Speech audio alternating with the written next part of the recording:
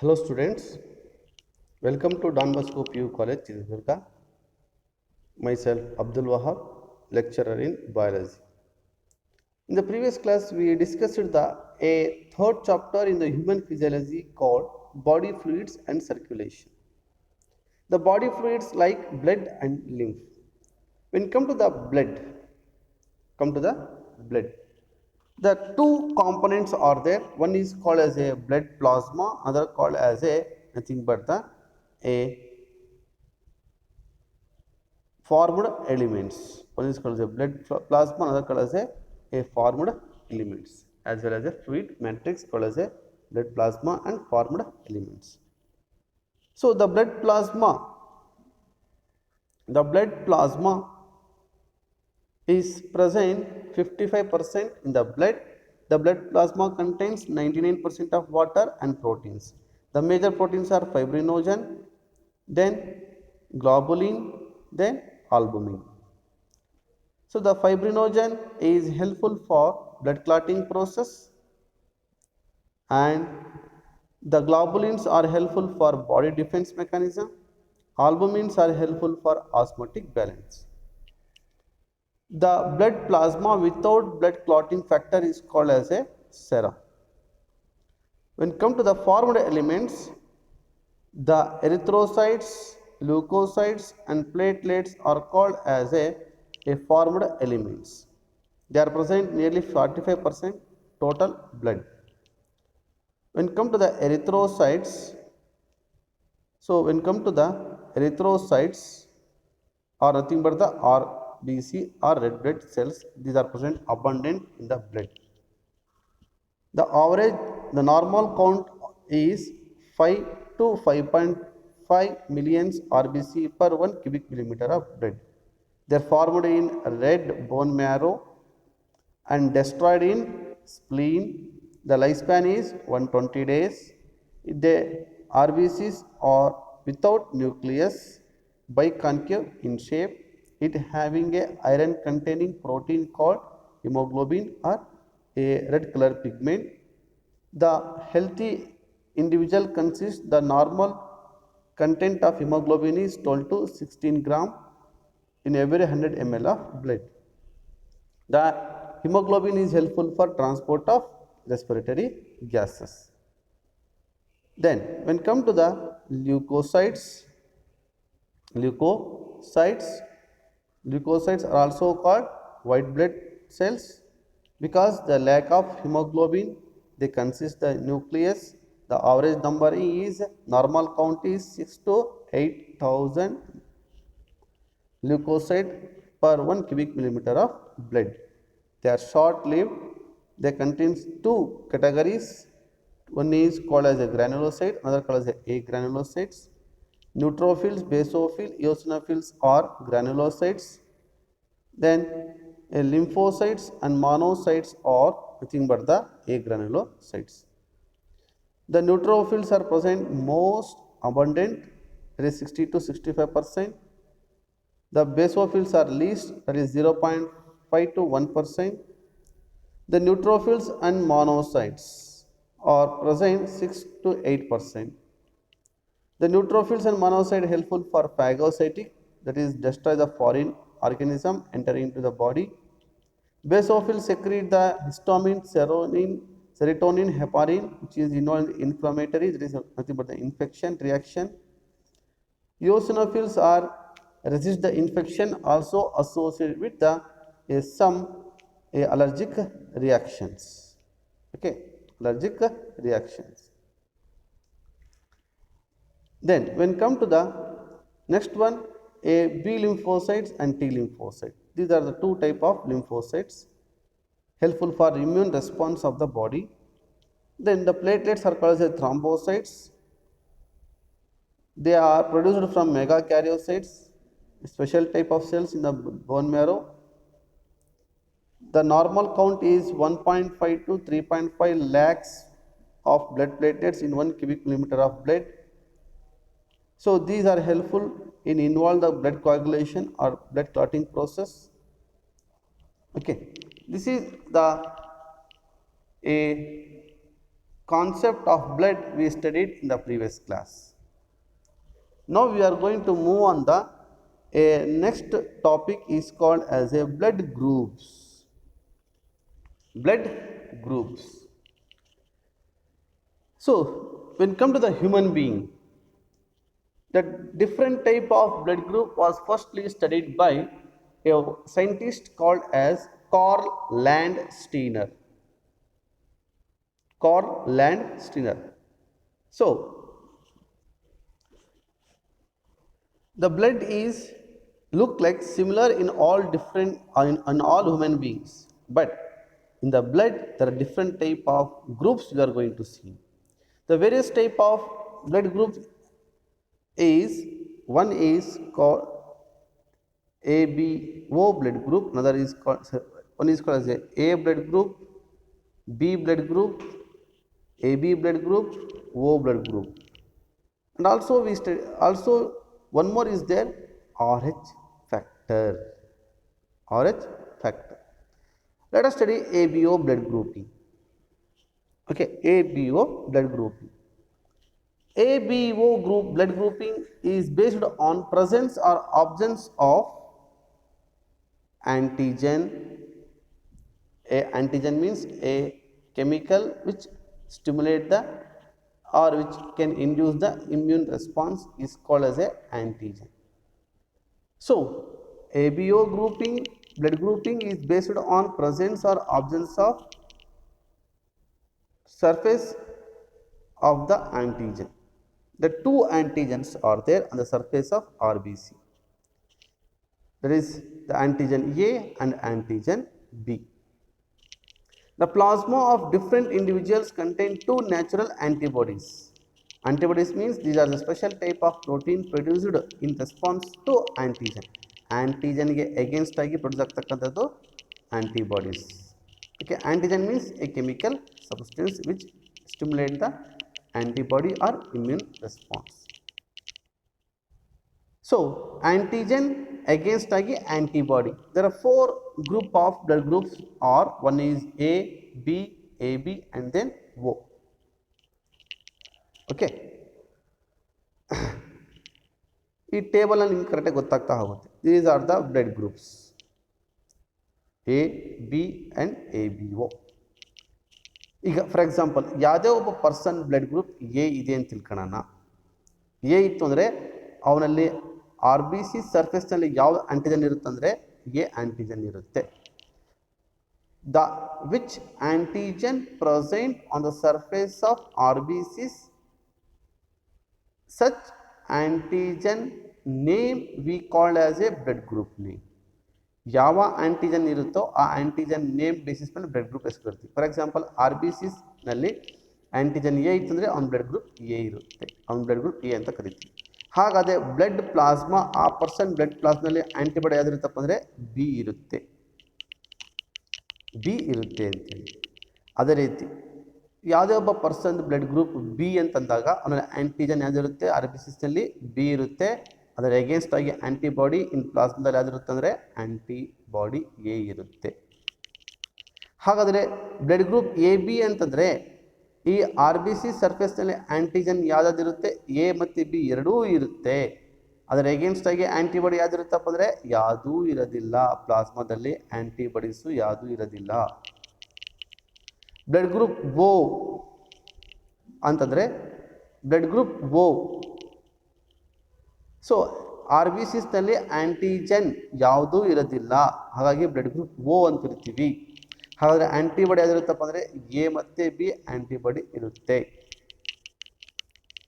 ಹಾಗಾದ್ಮೇಲೆ ಯಾವ್ಯಾವ ಪರ್ಸನ್ನು ಯಾರ್ಯಾರಿಗೆ ಈ ಒಂದು ಬ್ಲಡ್ ಗ್ರೂಪ್ ಬ್ಲಡ್ನ ಕೊಡಬಹುದು ತಗೋಬಹುದು ಅಂತಂದರೆ, ಡೊನೇಟ್ ಮಾಡಬಹುದು, ರಿಸೀವ್ ಮಾಡ್ಕೊಬೋದು ಅಂತಂದರೆ, ಅದಕ್ಕಿಂತ ಮುಂಚೆ ಏನಪ್ಪ ಅಂತಂದರೆ what the blood group A B and A B are there. So among these the blood group A B is called universal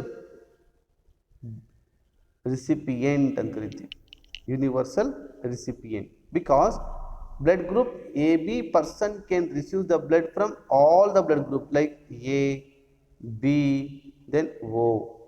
A ಇಂದನೂ ತೊಗೊಬೋದು, ಬಿ ಇಂದನೂ ತೊಗೊಬೋದು, ಓ ಇಂದ ತೊಗೊಬೋದು. Okay. Blood group O is called as universal donor ಅಂತ ಕರಿತೀವಿ.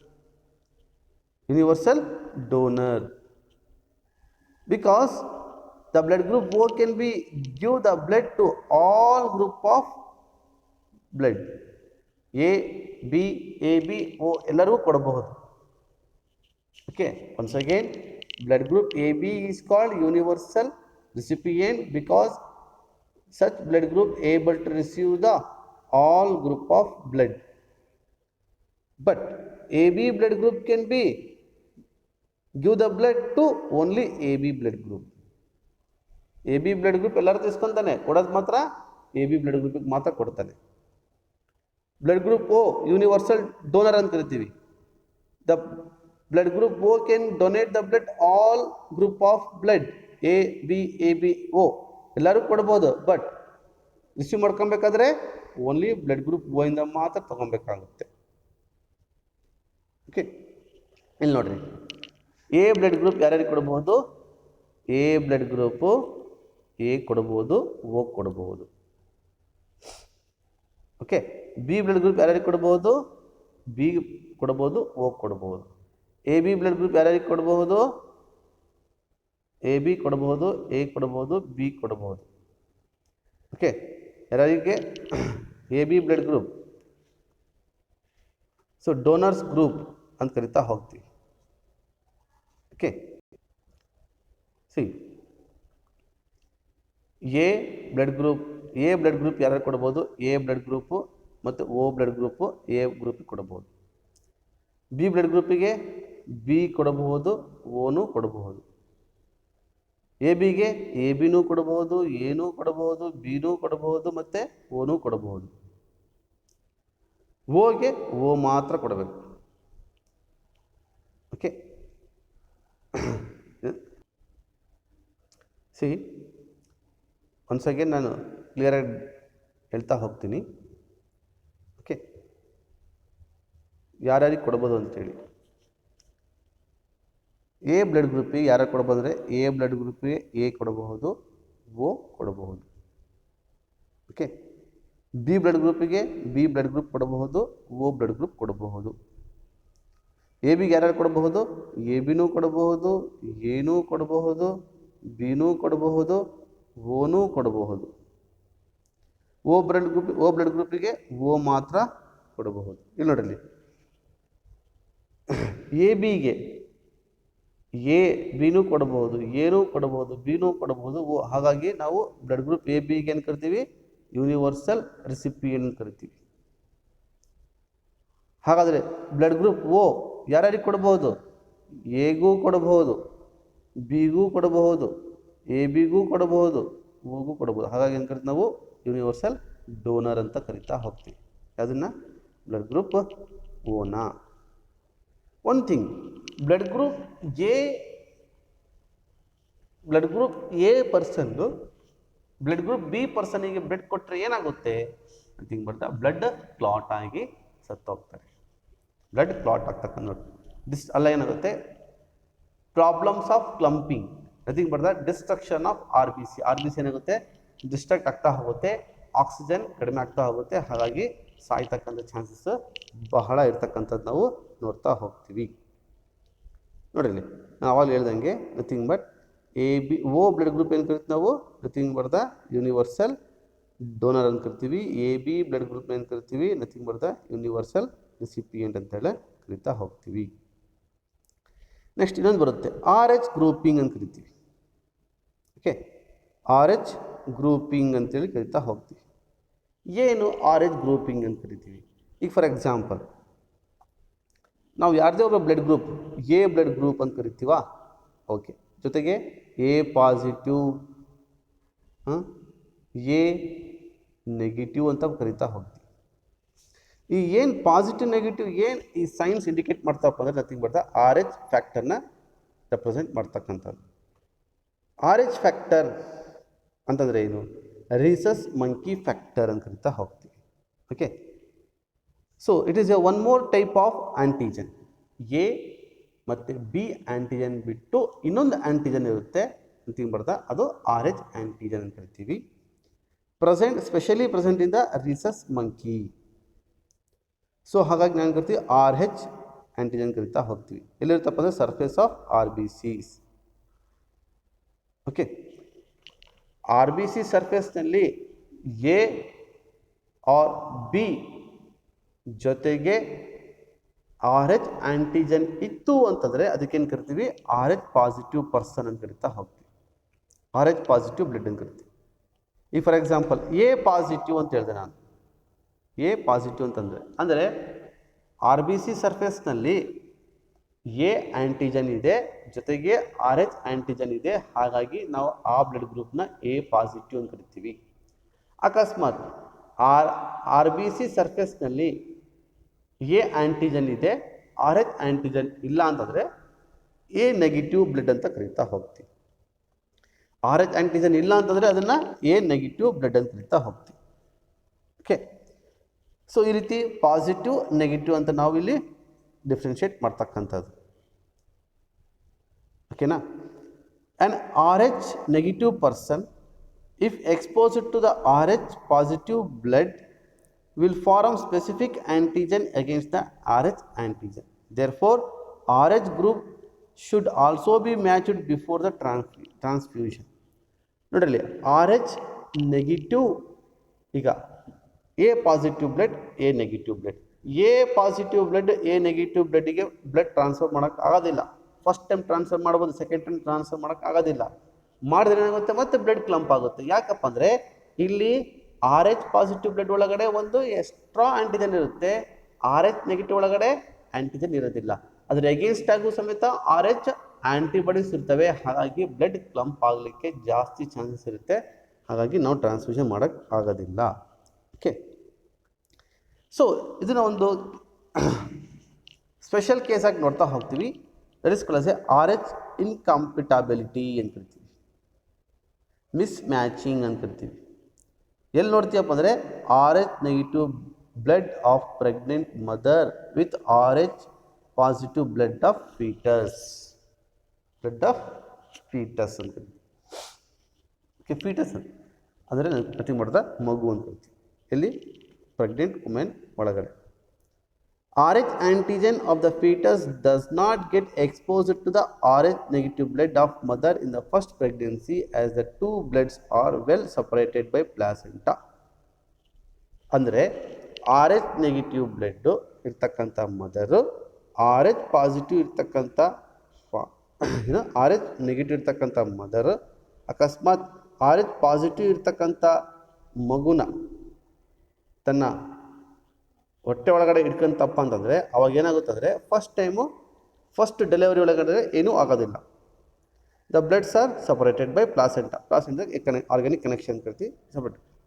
During the delivery of the first child there is a possibilities of exposure of maternal blood to small amounts of RH positive blood from the foetus.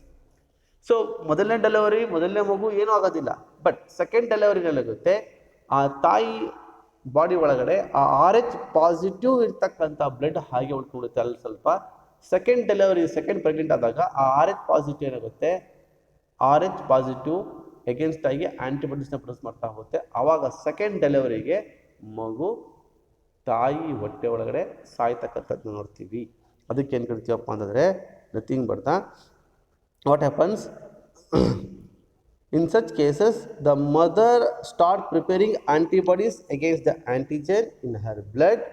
In case her subsequent pregnancies, the RH antibodies from the mother can leak into the blood of the fetus. Nothing but the RH positive destroy the RBCs, and this will be fatal or death of fetus we are going to see.